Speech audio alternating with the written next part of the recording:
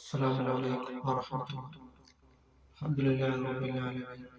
الصلاة والسلام على أشرف المرسلين وعلى آله وصحبه وسلم. أكرم جارك ولو كان كافرا.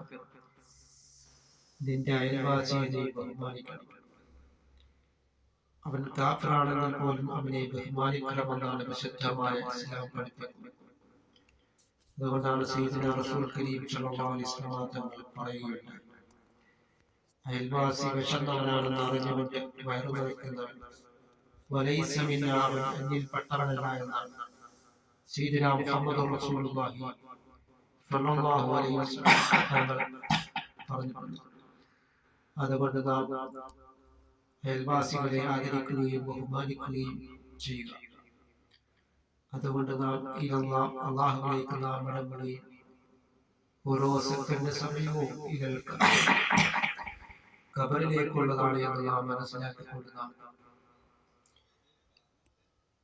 നാം യഥാർത്ഥ മുഅ്മിനായിട്ട് നാം ജീവിക്കുവാനും ഒരു യഥാർത്ഥ വിശ്വാസിയായിട്ട് നാം ജീവിക്കുവാനും നാം ശ്രമിക്കുക. അങ്ങനെ അള്ളാഹുവിലേക്ക് നാം മടങ്ങുകയും, അതുകൊണ്ടാണ് സയ്യിദുനാ മുഹമ്മദ് റസൂലുള്ളാഹി സ്വല്ലല്ലാഹു അലൈഹി വസല്ലം തങ്ങൾ പറഞ്ഞിട്ടുണ്ടായി,